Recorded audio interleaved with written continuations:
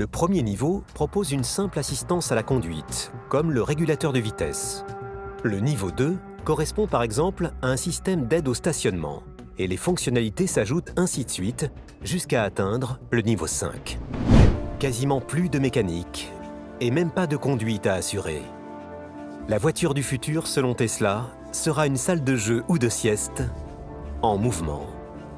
Car le Graal de Musk, c'est la voiture complètement autonome, la voiture de niveau 5. La voiture de niveau 5 aujourd'hui, elle n'existe pas. C'est un rêve industriel auquel Musk croit dur comme fer, il en parle tout le temps. Et chaque fois qu'il en parle, c'est pour dire que Tesla va y arriver à brève échéance. Il y a une concurrence forte entre les acteurs automobiles pour y arriver. Et Tesla a, et c'est le patron de Volkswagen qui le dit, entre 5 et 10 ans d'avance sur ce sujet. Des niveaux d'autonomie, il en existe 6, de 0 à 5. La voiture de niveau 0, c'est la voiture qui n'est pas autonome du tout. Le premier niveau propose une simple assistance à la conduite, comme le régulateur de vitesse. Le niveau 2 correspond par exemple à un système d'aide au stationnement, et les fonctionnalités s'ajoutent ainsi de suite, jusqu'à atteindre le niveau 5. 5, c'est la voiture qui n'a plus de pédale. Vous ne la pilotez plus, cette voiture. Elle va d'un point A à un point B toute seule. En fait, la voiture est équipée d'un certain nombre de capteurs. Dans une Tesla, il y en a 8, qui sont un peu, si vous voulez, qui remplacent les yeux du conducteur. Parmi les capteurs utilisés par les constructeurs automobiles, le classique GPS. Les radars longue portée pour situer les autres véhicules et connaître leur vitesse. Les capteurs ultrasons pour détecter les obstacles à faible distance. Des lidars, radars à faisceau laser pour cartographier l'environnement en 3D. Sauf pour Tesla, qui privilégie l'utilisation de 8 caméras. Au final, toutes ces données sont analysées par ordinateur.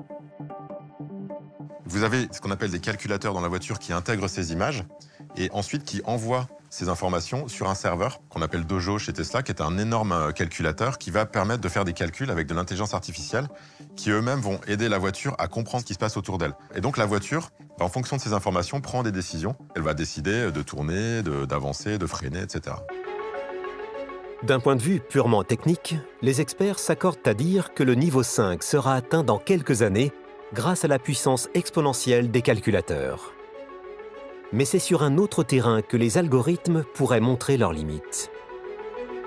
Quand tout se passe bien, c'est très confortable et c'est super d'avoir une voiture autonome. En revanche, dans le cas d'accident, par exemple, c'est très compliqué d'évaluer les responsabilités. Imaginez une voiture qui est en conduite autonome, qui doit prendre une décision entre foncer dans une autre voiture en face ou alors tourner à droite, mais il y a un piéton, renverser le piéton. Comment est-ce que vous allez arbitrer ces choix-là qui sont des choix éthiques ? Aux États-Unis, la technologie interroge après une série d'accidents mettant en cause des Tesla. Et la firme d'Elon Musk est sous le coup d'une enquête des autorités américaines.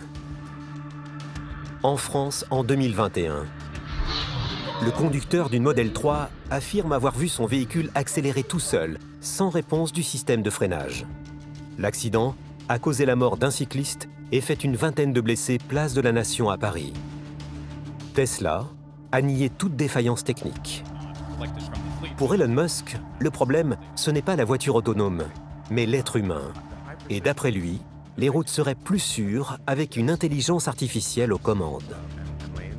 Est-ce qu'à un moment, il n'y aura pas le drame de trop qui fera que cette technologie, on la mettra de côté en disant non, finalement, un certain degré d'autonomie, c'est intéressant, mais pas complètement. D'autant plus que la voiture autonome, elle pose aussi des problèmes d'ordre sociétaux. Est-ce qu'on a envie de mettre au chômage les chauffeurs de taxi, les conducteurs de bus ? Malgré les différentes enquêtes en cours, le développement fulgurant de l'entreprise se poursuit. En 2020 et 2021, la Model 3 a été la voiture électrique la plus vendue au monde.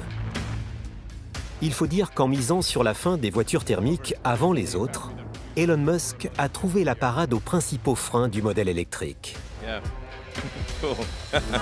La voiture électrique, le problème principal, vous demandez à quelqu'un qui va acheter une voiture, il y avait le prix et il y avait la peur de la panne. Donc tout de suite, Elon Musk a compris que s'il voulait vendre des voitures électriques, il fallait donner accès à un réseau immédiatement pour que les gens qui achètent des Tesla, ils n'aient pas ce problème potentiel de panne sèche, en fait. Les autres constructeurs automobiles ont décidé, dans leur coin, de sortir des véhicules sans penser aux bornes de recharge. L'entrepreneur de tous les superlatifs a baptisé son réseau avec le terme de superchargeur.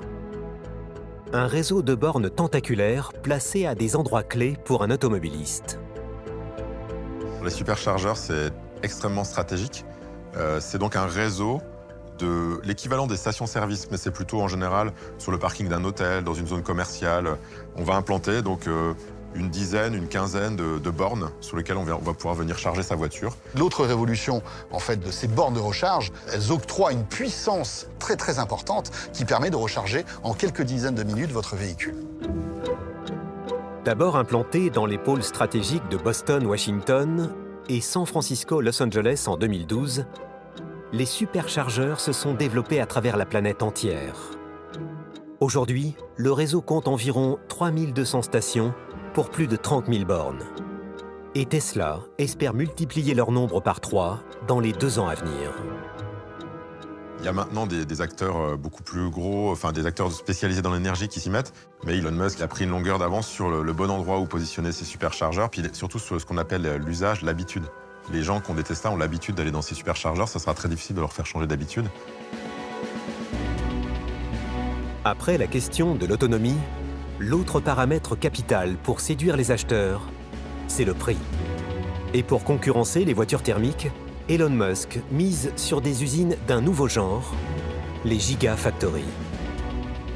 Ce sont des usines, mais avec des dimensions énormes. La première a été construite dans le Nevada pour produire à grande échelle et faire diminuer les coûts.